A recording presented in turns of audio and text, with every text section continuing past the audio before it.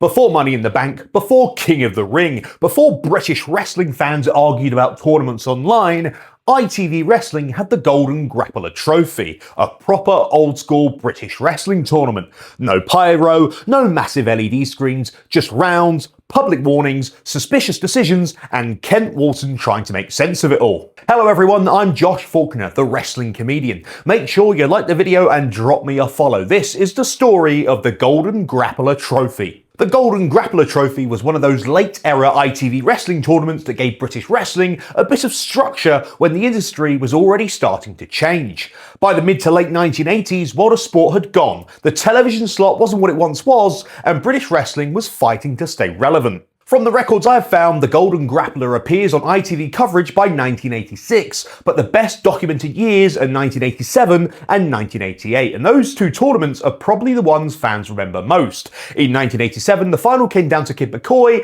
and Mal Sanders. Now, that is a proper contrast. Kid McCoy was the young, athletic blue eye. Mal Sanders was the cocky, mouthy villain who knew exactly how to wind up a crowd.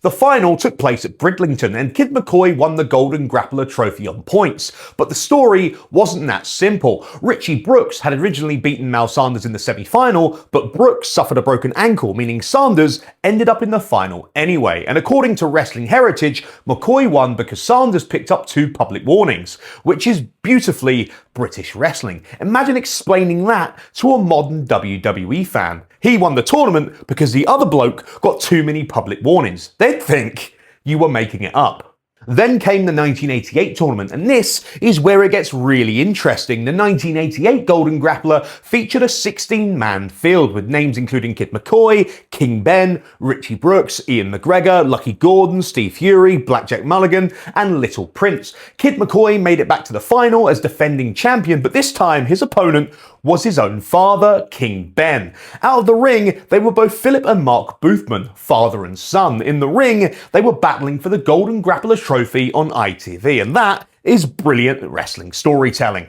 A father and son both entering the same tournament, both making the final and then having to wrestle each other on national television. And in 1988, King Ben beat Kid McCoy to win the trophy. So the son won in 1987, the dad won in 88. That's the sort of thing British wrestling did brilliantly. It wasn't always polished, it wasn't always glamorous, but it had characters, relationships, grudges, and real-life details that made the matches feel personal. The Golden Grappler wasn't the biggest tournament in British wrestling history. It wasn't as prestigious as the Royal Albert Hall heavyweight tournaments, but it matters because it represents that final ITV era. British wrestling was trying to keep television viewers interested. Tournaments gave the coverage a reason to continue week after week. Quarterfinals, semi-finals, finals, interviews, trophies, drama. And honestly, I think British wrestling could use more of that today. Which brings us to Rumble Wrestling Promotions, because recently Rumble brought back the Golden Grappler idea with the Gravesend Golden Grappler Trophy at the Woodville Halls in Gravesend, and I absolutely love that because British wrestling history shouldn't just sit on old VHS tapes and YouTube uploads. Sometimes it should be brought back, reworked and given to a modern audience. Rumble's version featured tournament matches across its coverage with names such as Raymond O'Reilly, Kaido, Bruiser Jacobs, Hakan, Rudy Root, Ollie Moore, and Sassy Bear Clarence involved in the tournament.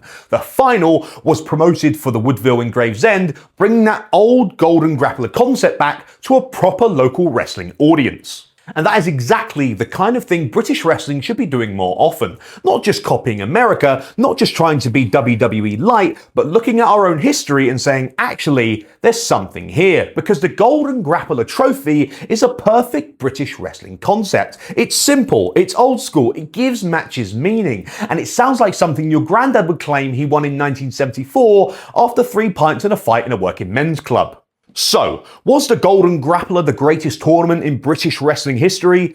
Probably not. But was it memorable? Absolutely. And the fact it has now been brought back decades later tells you something. British wrestling history still matters. But I want to hear from you. What old British wrestling tournament or trophy would you bring back? Let me know in the comments. And if you want more wrestling stories, opinions, and laughs, you know what to do. And remember, I'll see you on the next one.